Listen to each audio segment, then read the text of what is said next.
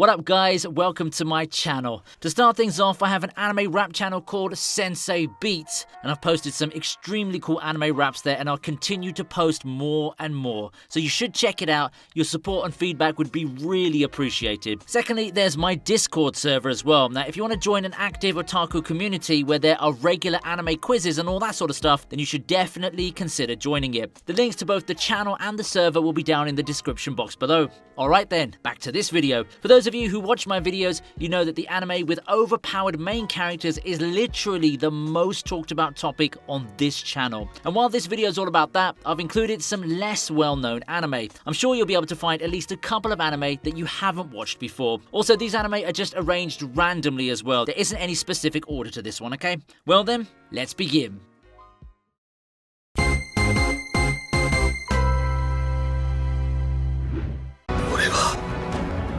己の戦いを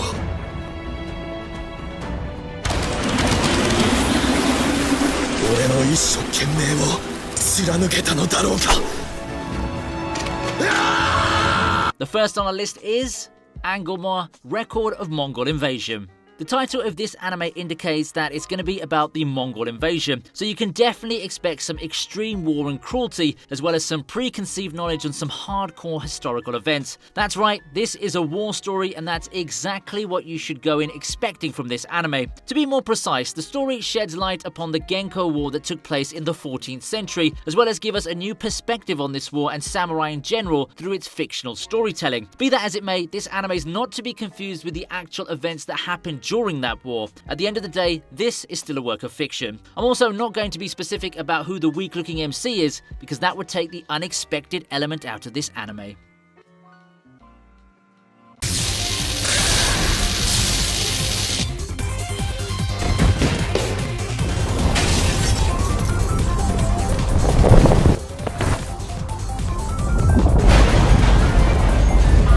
Armed Blue Gunvolt. This is the only adaptation of a game, and it's only 21 minutes long. That's right, just 21 minutes long. But even so, the art and animation of this anime is surprisingly appealing. It just grabs your attention away from the minor flaws of the show and into the bigger picture. The story takes place in the future. There are a few people with special powers called Sevens. However, even though things look peaceful on the surface, there are some people who are doing inhumane experiments to people with special powers. Now, I'm going to be honest with this one. Okay, I'll be honest. Regardless of the fact of whether this anime is actually any good or not, you won't regret watching this 20-minute long OVA.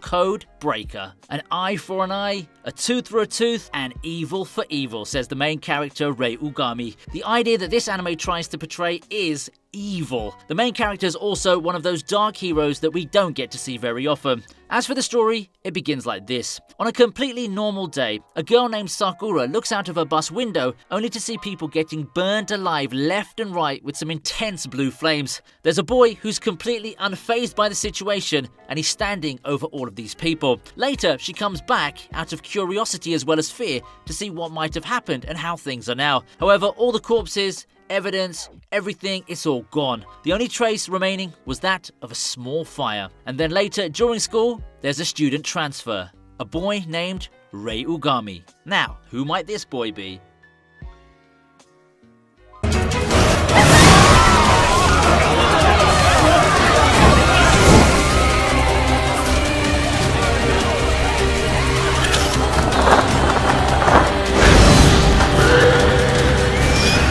Garo, Hono no Kokuin.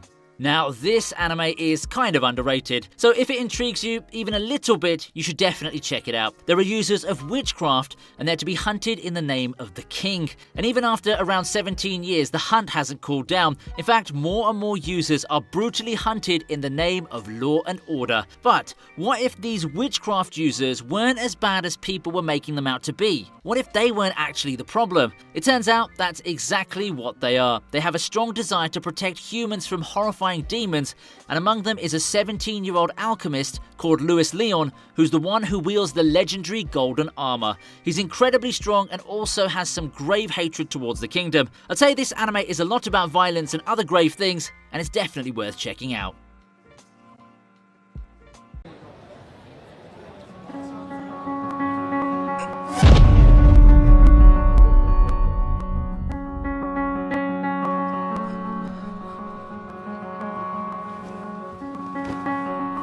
Sagrada Reset. Here's another underrated gem. The story takes place in a city called Sakurada, and it's a place where people are born with special abilities, and it's a one-of-a-kind place. The main character, Kei Asai, meets a girl named Misora Haruki, who's an antisocial girl, but who has the power to reset anything around her to a prior period in time, 3 days to be more precise. But what's interesting is that even she herself forgets ever resetting something, but because Kei Asai has a unique ability of his own, he never forgets anything. So after getting acquainted with each other, they join the service club to aid other people. But little did they know just how far their little club is gonna go. Even the administration bureau that ensures law and order in the city asks them to complete some major missions. Now, why would they do that? And what is it that they're after?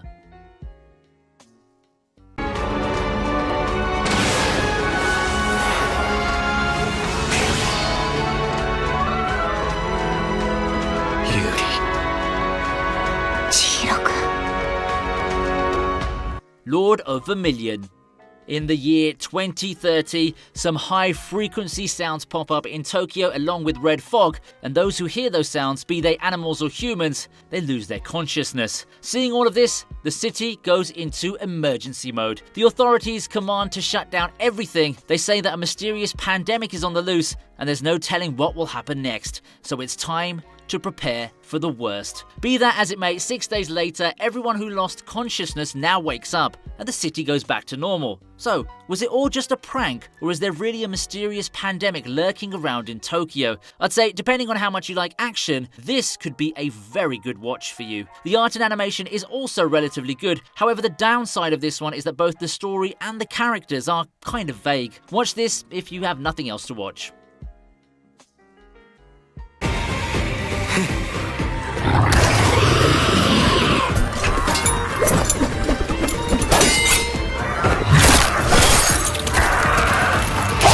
Sirius the Jaeger. I don't understand why almost all of the anime by PA Works are so underrated. Is it because the studio is known for making original anime instead of adapting an already popular manga? Even so, all of the anime I've ever watched by this studio are always just so refreshing, wholesome, and sometimes even downright depressing. This one is also an anime original by PA Works, and while I admit that this is no masterpiece, it is still a very good anime. The story takes place in the year 1930 when vampires are on the loose. The one who keeps them in check are the warriors called Jaegers. But just like how vampires are merciless, Jaegers may be humans, but they're also monsters who bestow the most gruesome deaths on these vampires. The main character, Yuli, is one of these skilled warriors who has some extreme hatred for the vampires because a few years ago they raided his hometown and killed everyone left, right and center. But even though revenge is the only focus for Yuli, and he's also strong enough to kick some vampire ass, he still cares about his friend. And that makes this anime all the more worth watching.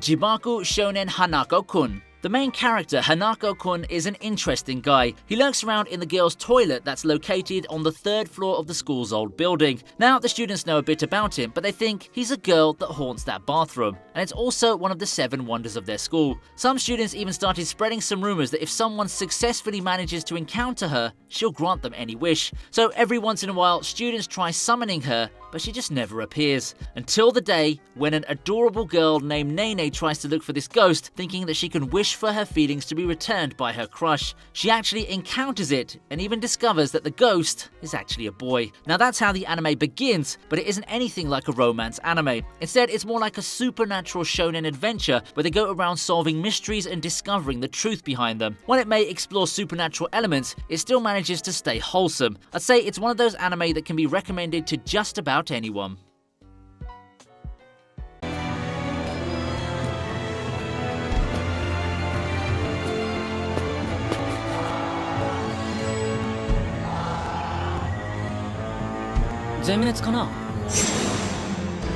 Gunjo no Magmel. Now here's an interesting one. Suddenly a new continent pops up and it's ready to be explored by people, and the name of this continent is Magmel. As you can guess, everyone's genuinely interested in this new continent, but since it's new, there's no telling what people they might find there. So in order to sustain the expeditions, people known as anglers come into the scene to protect the people from Magmel's wildlife. One such angler is Iniu, who's a skilled professional. Together with his assistant Zero, he performs search and rescue operations for people, and that's just about it for the plot. You have this new continent suddenly pop up out of nowhere, and then you have people who go exploring it. Does that sound interesting to you? If it does, you should definitely check this one out. The story does go kind of downhill in the later episodes though.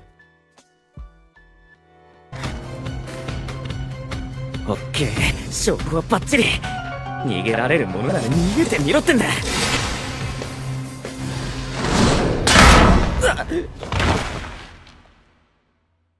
Hitori no Shita.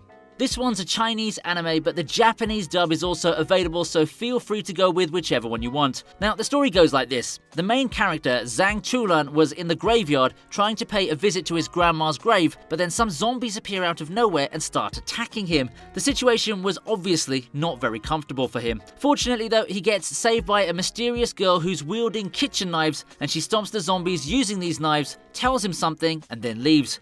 However, Chulan sees the girl again at his university.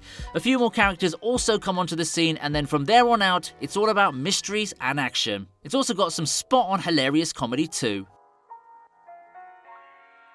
There you go guys, I hope you enjoyed this video. Be sure to like and leave a comment. And if you're new to the channel, you should consider turning that red subscribe button grey. I post regular content like every 2 days or so, so it's definitely worth it. Well then, I'll see you guys next time on my next video, and until then, stay safe and watch anime.